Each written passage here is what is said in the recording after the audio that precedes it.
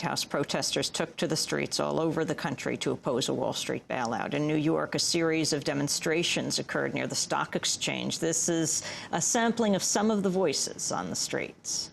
We pay! We own! Foreclose Wall Street, not my home! We pay! We own! Foreclose Wall Street! People on Wall Street do not know the difference between right and wrong. They do not know that it's wrong to lie, it's wrong to steal, and then when they make a few mistakes, they want us to pay for it.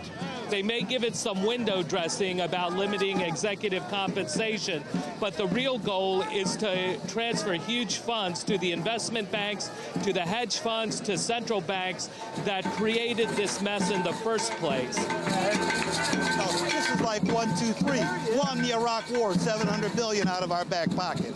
2, the energy situation, the record profits while we pay for it at the gas tank. And now 3, Wall Street, in terms of looking for another $700 billion on top of all that's been done. I'm very concerned about the economic circumstance right now, and at the same time trying to understand what is happening and what the things that the politicians are trying to do. The have-nots, but the haves just keep on having. Bail me out. I go to college. I have a job. You're talking about a bailout for like some of the wealthiest banks in the world, but yet we can't seem to help our own citizens who are having foreclosure crises. I mean, in President Bush's speech the other night, he mentioned all the reasons for the mortgage meltdown, but then once mentioned predatory mortgage lending. What's your thoughts hearing this protest today? Look, I can totally understand their issues, but I think not bailing out will end up being worse for the country as a whole. Come up with another solution. I mean, there is no solution. I mean, I think that the government should get a lot of equity for what they purchase, but there's no option. Which isn't being proposed right now, though. So do you support the bailout in its current incarnation? It's something that's been done. You pull something that's already been put on the table now, the country will go into a spiraling depression. I think it's great for the economy. I mean, obviously, there'll be a massive downturn if the government didn't bail them out. I mean, Wall Street is a massive part of the US economy. If that was to crumble, then a lot of other knock-on effects would happen. The housing market would go down. I think there'd be a detrimental effect to the whole US economy if that happened.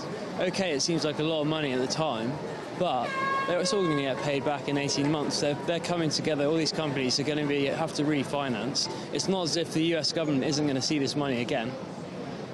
And in terms of the economy in the long run, a company like AIG, if that goes down, the knock-on effect is going to go right down to the consumer.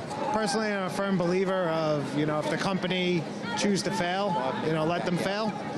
But if it's going to trickle down to everyone else, we'd have to see what the real details are. I'm amazed that the federal government has so much money to bail out the investment companies that have made unwise decisions and created huge losses to their shareholders, while they always say they don't have money for things like affordable housing and more parks and health care. When the financial guys win, they win alone, and when the financial guys lose, the taxpayer is losing, and that it's not fair, it's not justice. Voices outside Wall Street here on Democracy Now!, democracynow.org. Special thanks to Aaron Mate and Hani Massoud.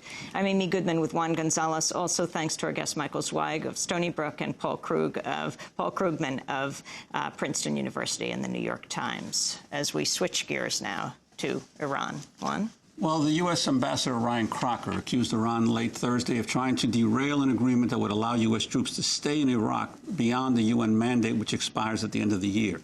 The Iraqi Prime Minister, Nouri Maliki, has reportedly called for all U.S. troops to withdraw by the end of 2001.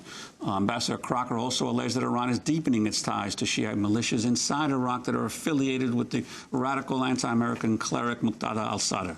We now turn to part 2 of our interview with the Iranian President Mahmoud Ahmadinejad.